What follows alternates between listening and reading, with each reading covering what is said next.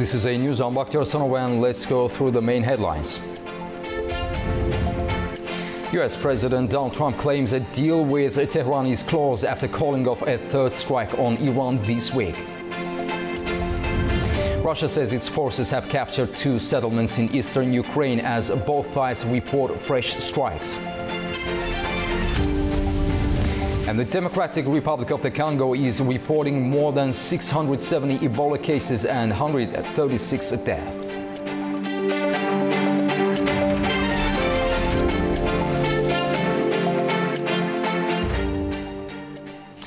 President Donald Trump said he has called off planned strikes against Iran, saying there is progress towards a potential agreement. However, Tehran says that a final deal has not been reached. It leaves questions over the future of regional stability, energy supplies and maritime traffic through the Strait of Hormuz.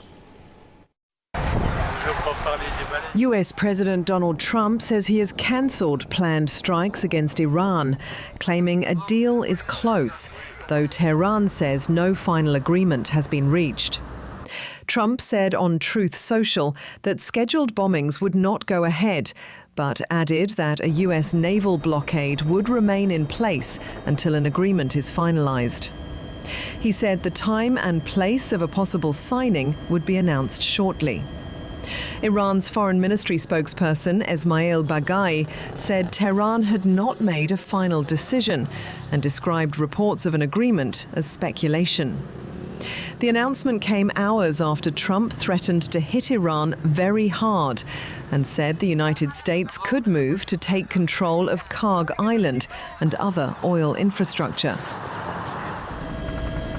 The crisis has raised concerns over the Strait of Hormuz, a key global shipping route, and over energy markets already affected by the conflict. CENTCOM says the strait remains open despite Iran's announced closure of the vital waterway.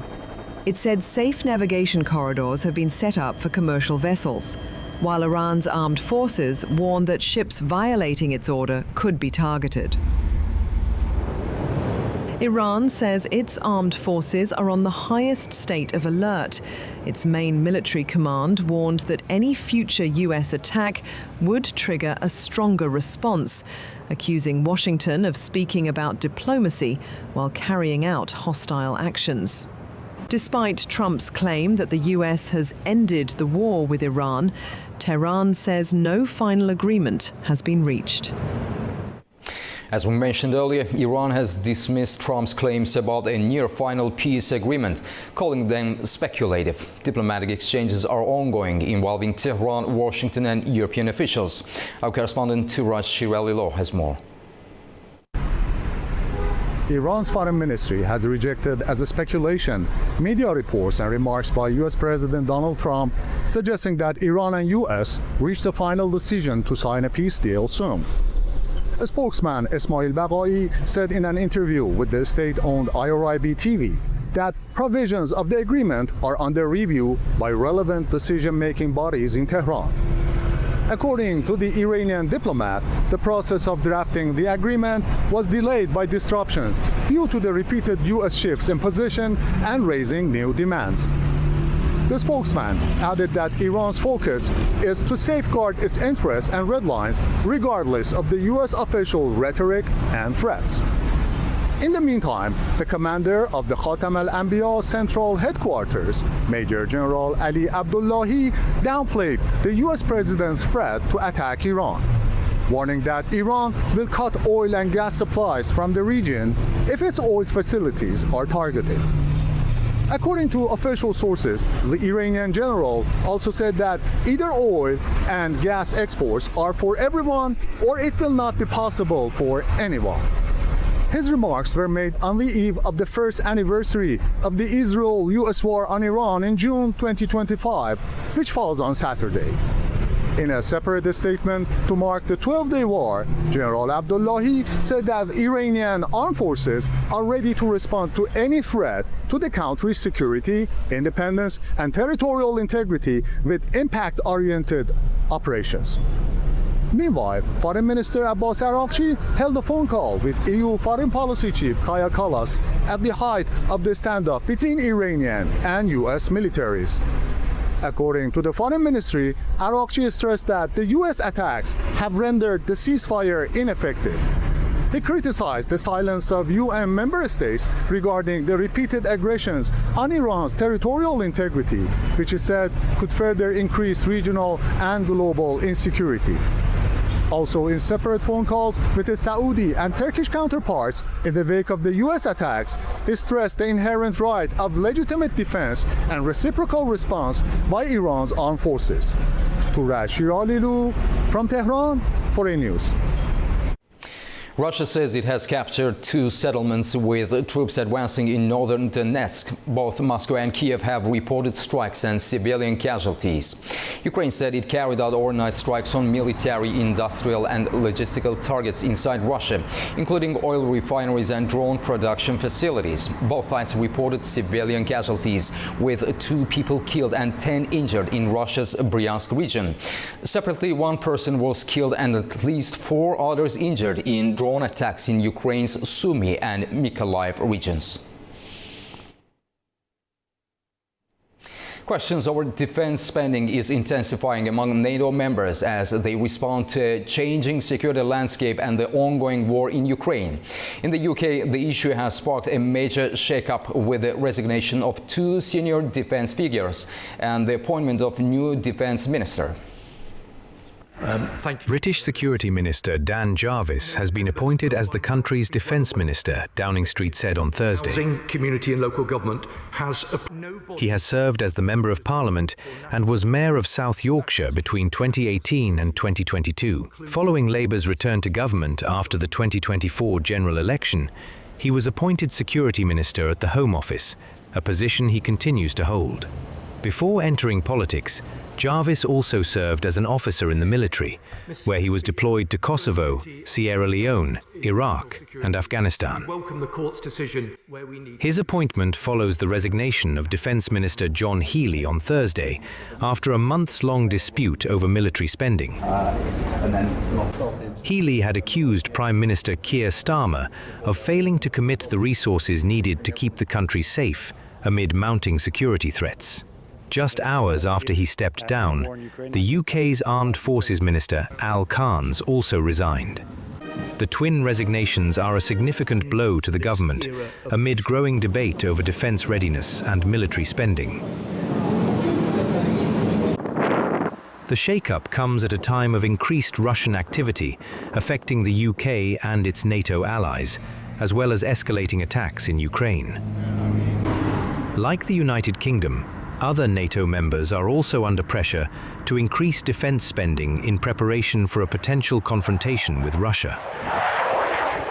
Reacting to Healey's resignation and the debate over defense investment, NATO Secretary-General Mark Rutte said allies are increasing spending despite difficult times. All over the alliance is countries increasing their defense investments. And of course, it's not easy.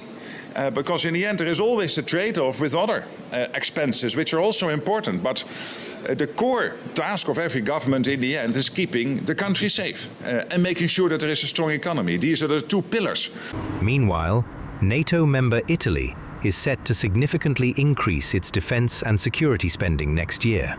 However, Prime Minister Giorgia Meloni argued that NATO allies should focus less on spending targets and more on adapting to the changing nature of warfare. Thousands of people marched through Albania's capital on Thursday. They are angry over a planned luxury resort backed by President Donald Trump's son-in-law Jared Kushner and are calling for the resignation of Prime Minister Edi Rama. Protesters say the €5 billion resort project lacks transparency and threatens a protected coastal wetland near the village of Zvernec. The development has become a focal point for wider criticism of the government over corruption and public services. Demonstrations began near the proposed development site in May and have since gone. Slovenia's new government has lifted an entry ban on Israel Prime Minister Benjamin Netanyahu and 2 of his ministers, reversing policies introduced by the previous administration. The government also ended restrictions on imports from Jewish settlements and removed an embargo on military exports and transit involving Israel.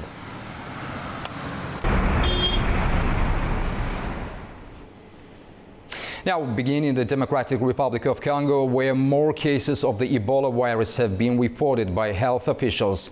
They are warning that the country's latest outbreak shows no sign of slowing. Here's our report. Ebola is still spreading in the Democratic Republic of Congo. The number of confirmed cases has risen to more than 670, including 136 deaths, according to health authorities. The latest figures, released on Thursday, include 41 new cases and 9 additional deaths reported the previous day. The outbreak is mostly in the eastern provinces of Ituri, North Kivu and South Kivu, and is caused by the Bundibugyo strain of the virus. Officials say the disease has now affected 29 health zones, with new areas in North Kivu and Ituri reporting infections. Health authorities warn that cases have been increasing by the week. They say there is a risk the outbreak could spread rapidly to new locations if control measures are not strengthened. More than 5,700 people who may have been exposed to the virus are currently being monitored.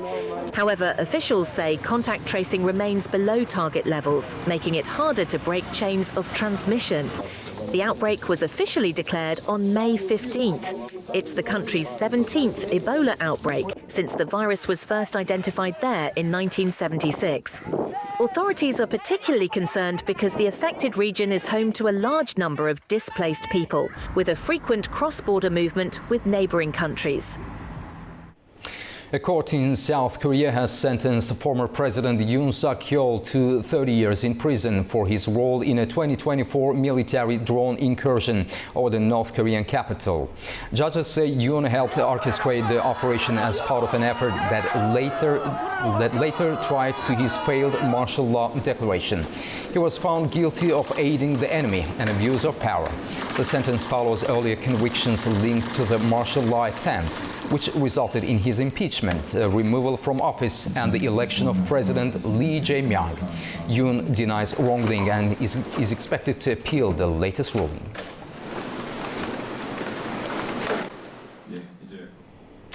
China has called for greater international economic cooperation and inclusive growth during a high-level video conference hosted by French President Emmanuel Macron ahead of next week's G7 summit in France. Mahnur Maktoum has more from Beijing. In a video call with the French president, China's Vice Premier Zhang Guoqing urged countries to strengthen economic cooperation and maintain an open global trading environment. Speaking just days before leaders gather for the G7 summit in France, the call focused on addressing global economic imbalances. According to the Chinese media, Zhang emphasized the need for a free and easy trade environment and called for an assessment of the comparative advantages of different economies. He said that China remains committed to high-level opening up and is willing to share development opportunities to contribute greater stability and certainty to the global economy. Macron, meanwhile, stressed the importance of international coordination to address economic imbalances and prevent disruptive financial adjustments. The discussions come amid growing concern in Europe over China's trade surplus and the influx of competitively priced Chinese exports, especially the electric vehicles and batteries. European leaders are expected to debate China-related trade policies following the G7 summit. Mahnur Maktoum, A-News, Beijing. The world is on track to welcoming its first trillionaire, and it's none other than Elon Musk. This is a result of the largest IPO in Wall Street history, set for Friday, with investor demand expected to be strong. Thank you very much. Elon Musk is on the verge of becoming the world's first trillionaire as SpaceX prepares to make its highly anticipated Wall Street debut on Friday. The company has already raised a record $75 billion from investors ahead of its initial public offering. Shares are priced at $135 each. The listing values SpaceX at nearly $1.8 trillion, making it one of the most valuable companies in the world. The IPO is expected to be the largest in history, reflecting strong investor confidence in Musk's vision and the company's future growth plans. Musk says the decision to take SpaceX public comes as the company prepares major investments, including the deployment of 100,000 next-generation Starlink satellites and the development of AI-powered data centers in space. SpaceX, which began as a private rocket company focused on reducing the cost of space travel, has grown into a global leader in satellite communications, launch services, and artificial intelligence.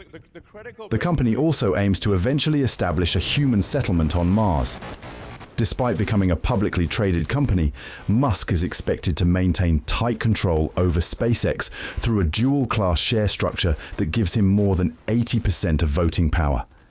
The landmark listing is being closely watched across financial markets and could pave the way for other high-value technology firms to go public in the coming years.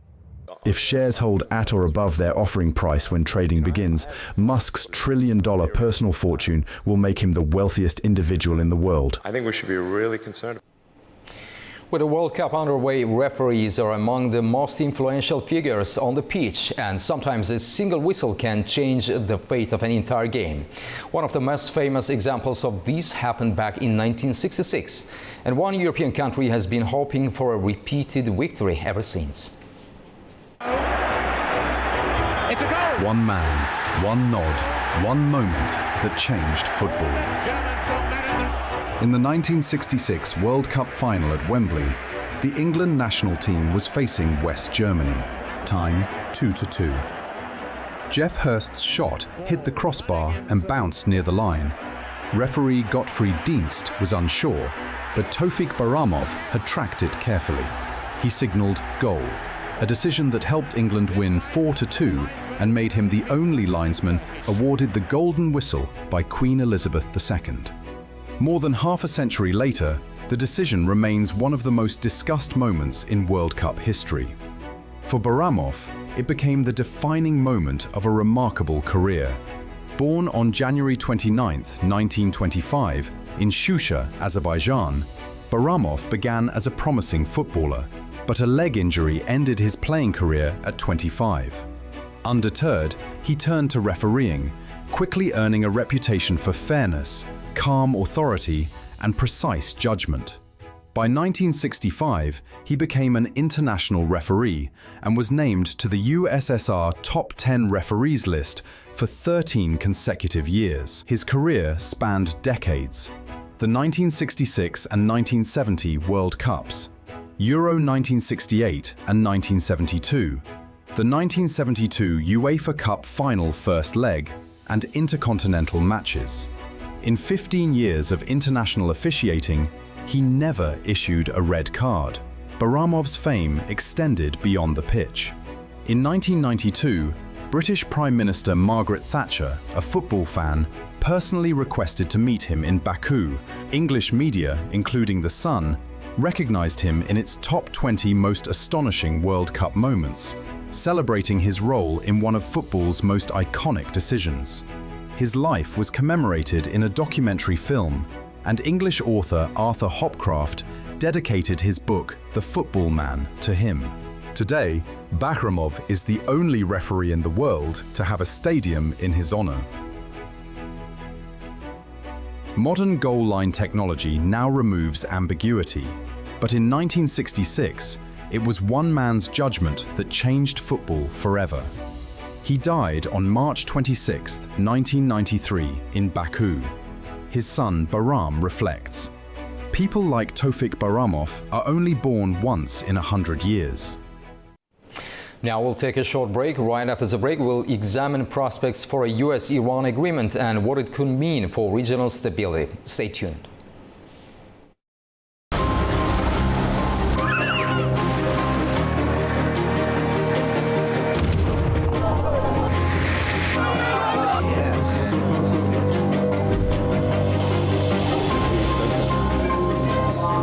Hello and welcome to Primetime. What a show we've got lined up for you today.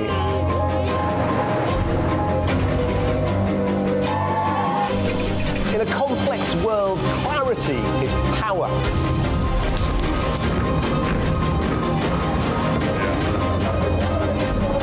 Two hours live, diplomacy dissected in a spin-free environment.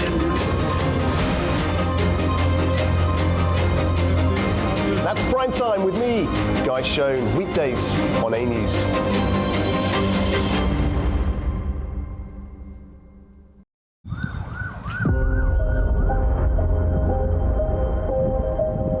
are in Seoul's Republic of Korea, a country that for more than 70 years has lived in a shadow of unfinished war. I was 18 years old when the Korean War broke out. My two brothers were dragged out to the front yard of the village public hall and forcibly subjected to a trial under the name of People's Trial. The military demarcation line, created after the Korean War, became a massive wall, preventing separated families from meeting. Less than a kilometer away lies North Korea. 지금 우리 무장력은 그 어떤 위기에도 대응할 철저한 준비가 되어 있으며 Подписанный сегодня договор предусматривает в том числе оказание взаимной помощи в случае агрессии против одного из участников. Russian-Ukraine war now is connected with North Korean participation in Russian army. The complete denuclearization of the Korean Peninsula is the only outcome that we will find acceptable. If the U.S. persists in such hostile policy towards the DPRK, there will never be denuclearization of the Korean Peninsula.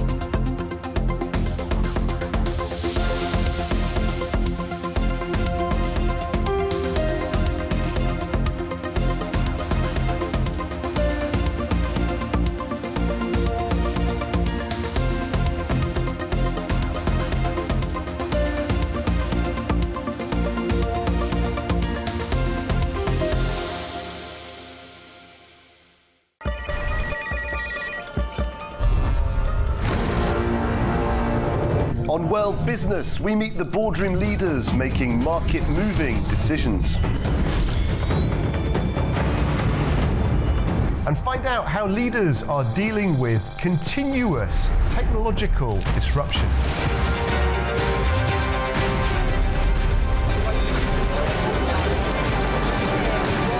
Shaken to its very foundation.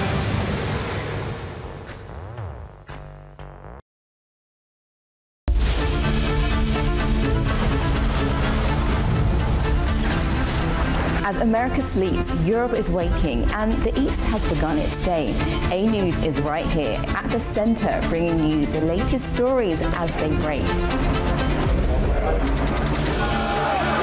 I'm Nadia Jani, here with you each weekday morning to share latest world news and the stories shaping our region. Across all platforms and wherever you get your news, we explore the context behind the big headlines. Live from Baku, I bring you a diverse mix of regional and international news, sport and politics for you, an audience that wants a bit more. So join me Monday to Friday for the latest headlines, expert analysis and live updates from around the world. Around the globe and live from Baku, this is Daybreak here on A News.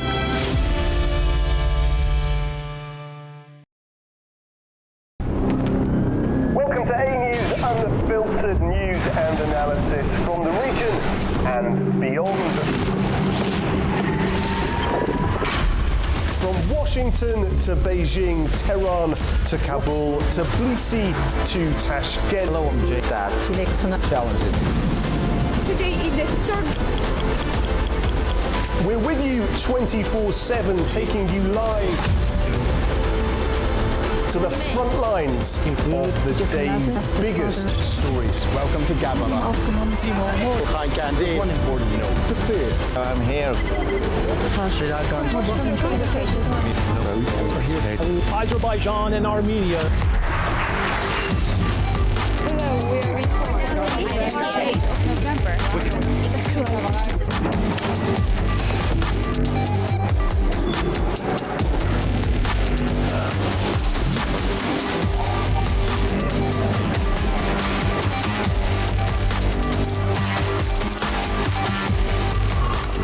Reporting from Paris, Dar es Salaam, Tel Aviv, Washington, London, Moscow, Kyiv, Berlin, Rio de Janeiro, Beijing, Bangkok, Tbilisi, Tashkent, Almaty, Kazakhstan, Port Sudan, Tehran, Islamabad, Istanbul, Kabul, Port Emu.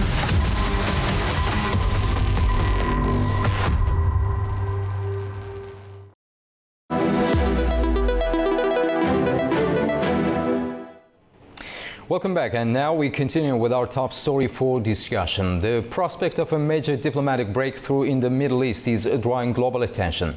U.S. President Donald Trump says Washington and Tehran are on the verge of signing what he calls a great settlement that could end a month of conflict, reopen the strategically vital Strait of Hormuz, and lay the groundwork for a broader agreement on Iran's nuclear program.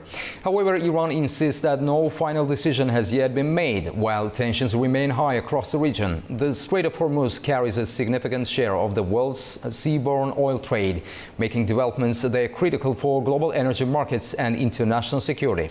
To discuss the geopolitical, security and diplomatic implications of these developments, I'm joined by Enrique Casera, political analyst who speaks to us from Madrid, Spain. Mr. Casera, thank you for joining us. It's a pleasure to have you on the program. Thank you for having me.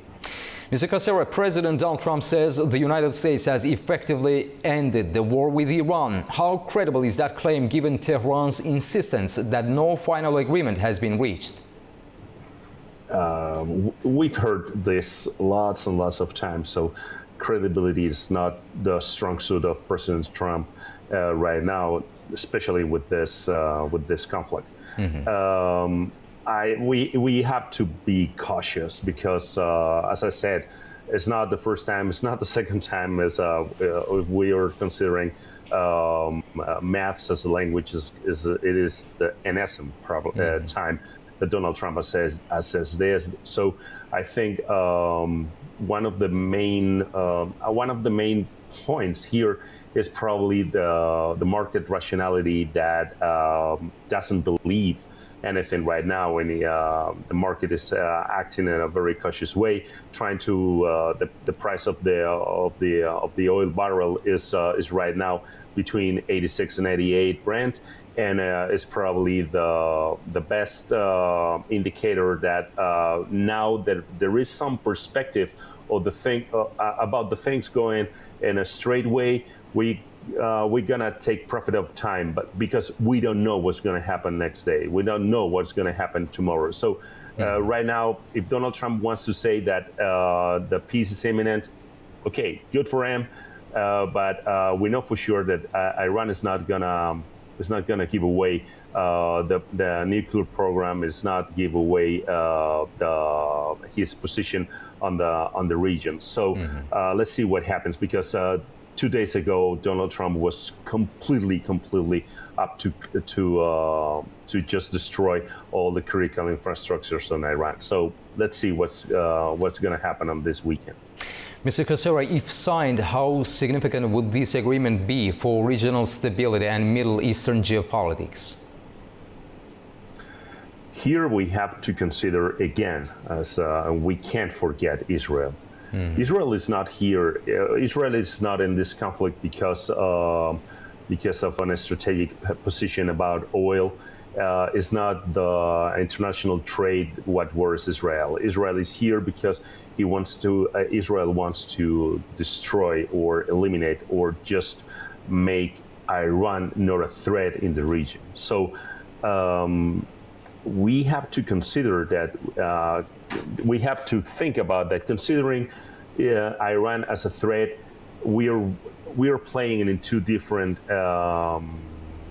environments. One is whatever Donald Trump considers Iran as a threat, and the other one, which is the important one, is Israel. And Israel wants Iran to take away their hands from Hamas and from Hezbollah. So the fact of reducing the threat from Gaza and Lebanon is gonna have to be for real. And if Israel doesn't accomplish those goals, they're not gonna stop in the attacks to Hezbollah and in the attacks to Hamas. So whatever the agreement that Donald Trump is going to reach with Iran, you have to count with Israel. And if Israel is not happy with the agreement, the conflict is not gonna be over. Mr. Cassera, earlier President Donald Trump threatened to target Iran's energy infrastructure, especially capturing the Karg Island, before announcing diplomatic progress. Was that pressure tactic effective, or did it risk undermining negotiations? I think it's a very appealing threat. I mean, it's a very appealing objective. It's a very appealing goal for whatever we can consider is critical for Iran. But we have to consider that Iran is not moving in intentions or philosophically, if you want, or being realistic. Iran is not moving in the same parameters that the Western mind is moving. I think they're willing. They have a willing of. They prefer being destroyed or being harmed. Not necessarily destroyed, but being harmed before that surrender. So if they have to take this situation to the really far limit, they're gonna take it. And if it's hard, if it's the very Tehran, they're not gonna be very cautious in putting those places in risk in order to claim a victory, whatever the victory it is. So I don't think we have to think in terms of a Western mind, considering the way of thinking of the Iranian Revolution Guard or the army, or of course the government of Iran. We have to consider what they have already demonstrated and what they are already proved, in order to understand what they want to reach and how far they want to get. So it's not a question of if Donald Trump is going to be happy. It's a question of if the Iranian government has considered that they have sacrificed all they have to sacrifice. Enrique Cassera, thank you very much for talking to A News. We truly appreciate your time and perspective. Thanks a lot. Thank you. Thank you. After the break, we'll take a look at the key stories shaping the region.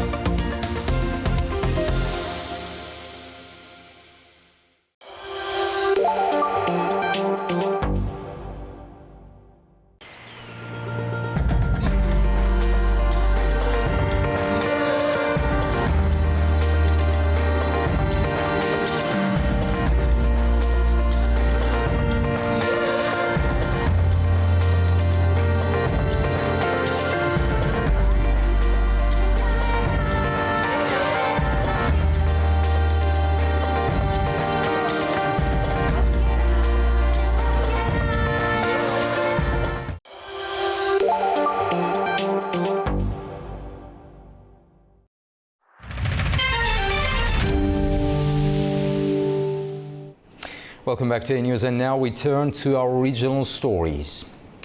A new economic analysis suggests the CIS4 group of economies, which includes Armenia, Azerbaijan, Kazakhstan and Uzbekistan, could have more room to lower interest rates despite global inflation concerns.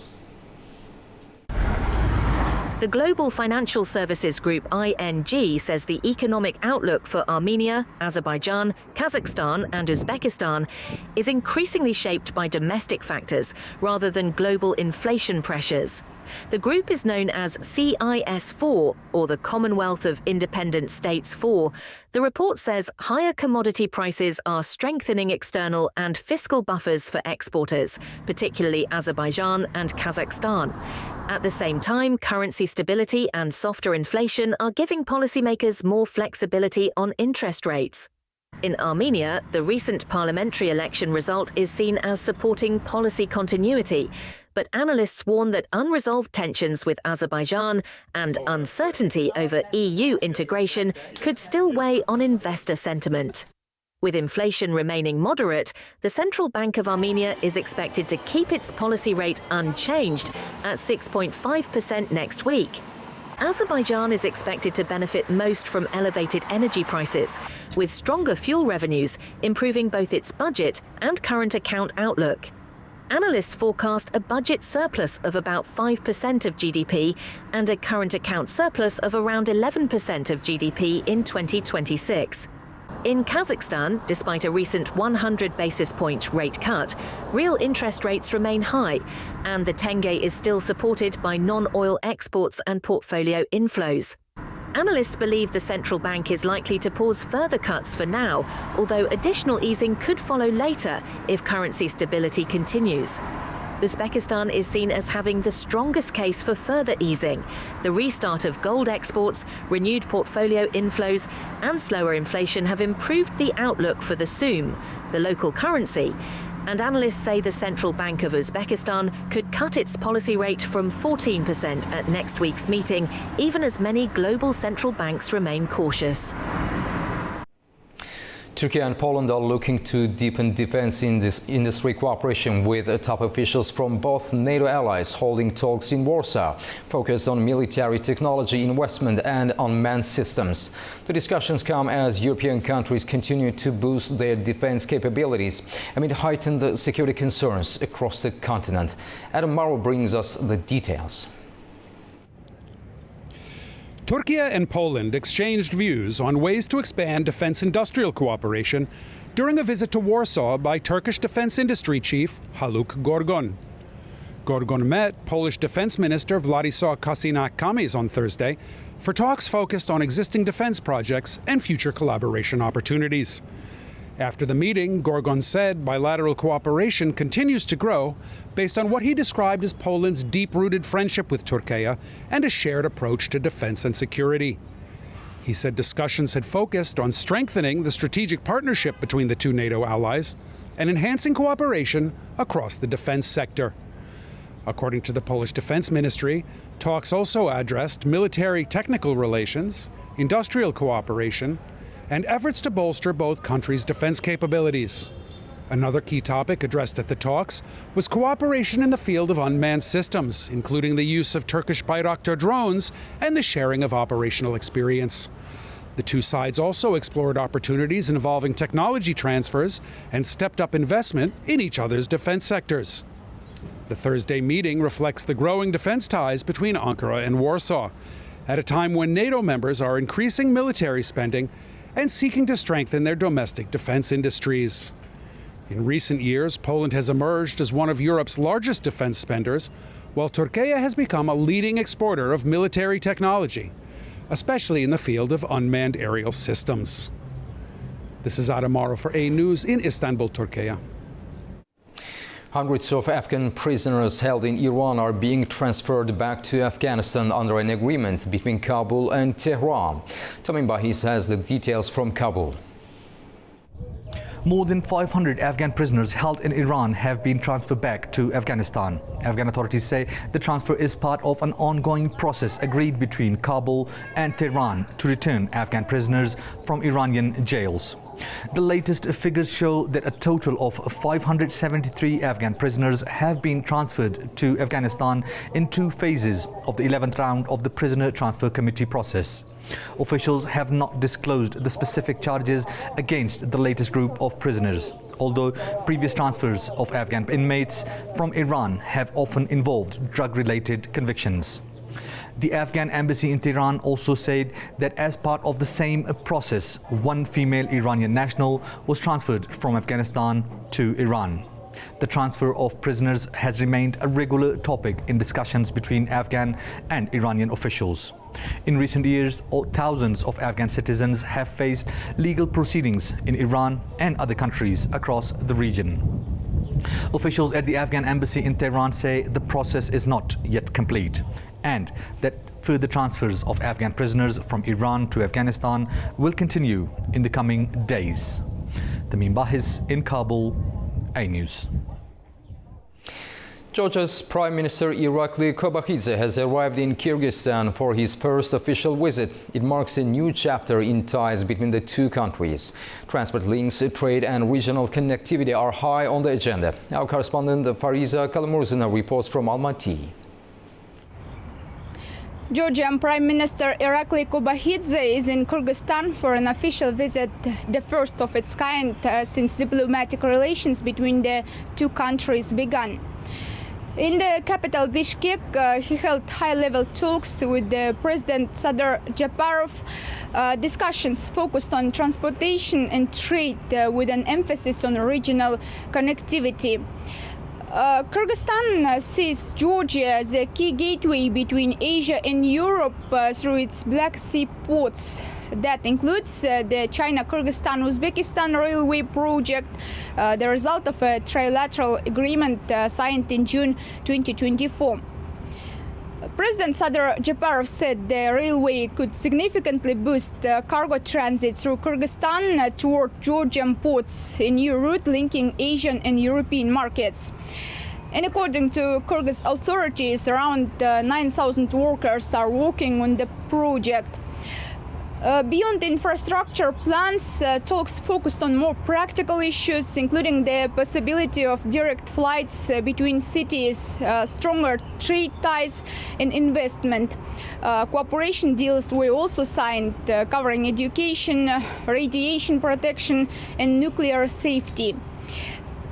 Trade turnover between the two countries reached nearly $192 million in the first quarter of this year, with cars remaining one of Kyrgyzstan's main imports from Georgia. The visit ended with both sides signaling plans for closer cooperation. Georgian Prime Minister Irakli Kobakhidze invited President Sadyr Japarov to pay an official visit to Tbilisi, an invitation the Kyrgyz leader accepted. Fariza Kalimurzina, Almaty, A News. And now we'll take a short break. Right after the break, we'll discuss Georgia-Kyrgyzstan relations and Tbilisi's push to strengthen ties with Central Asia. See you shortly.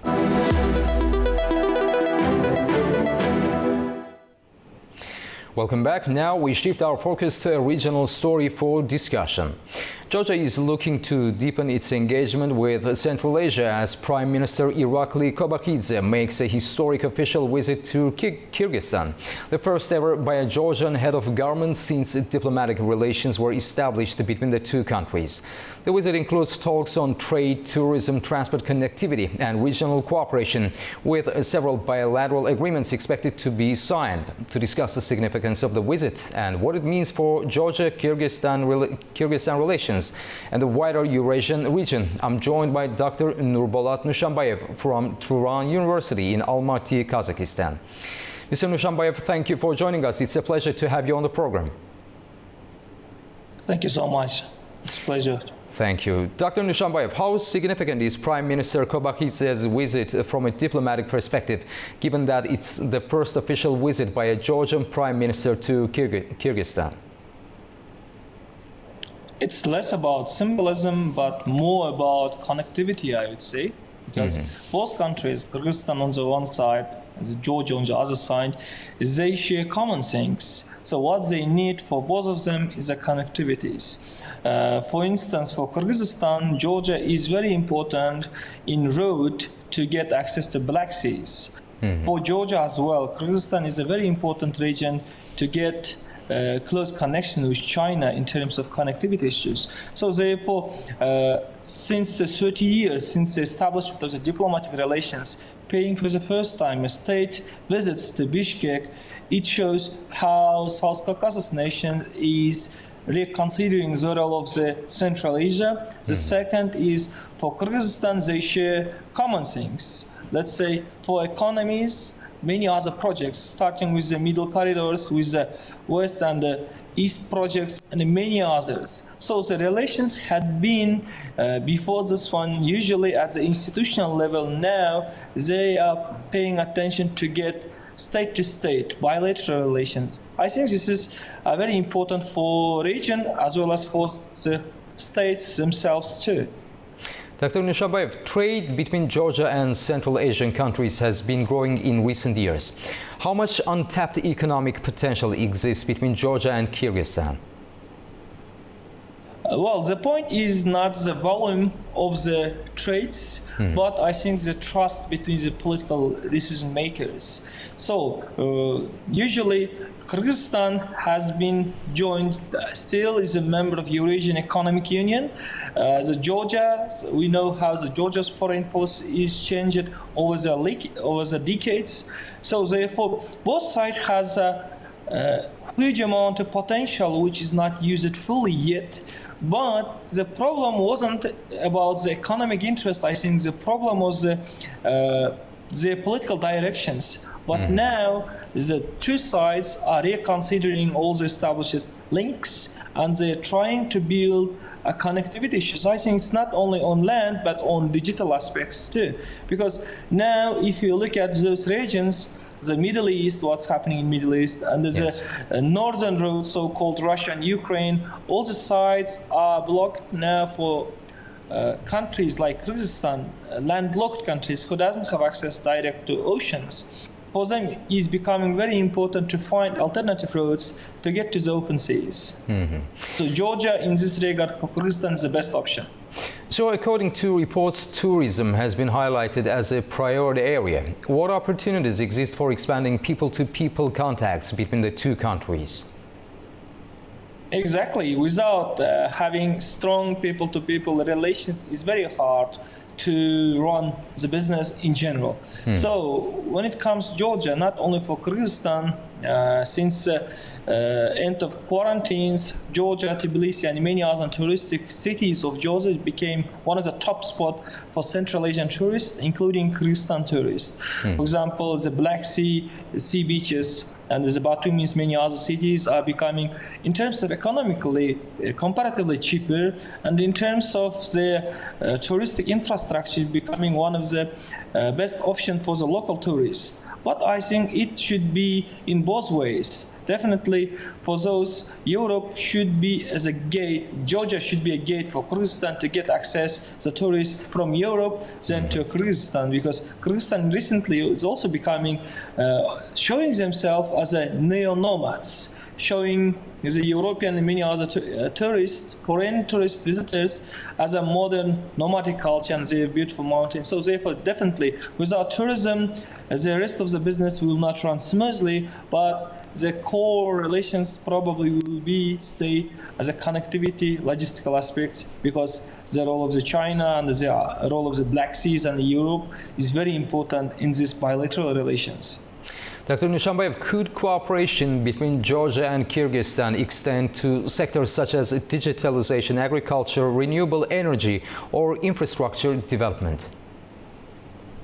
Well, this is, I think, one of the must-have obligatory fields between all the states this time, because without having strong infrastructure for digital transformation, so the state will not talk at the same level, level of technological advancement.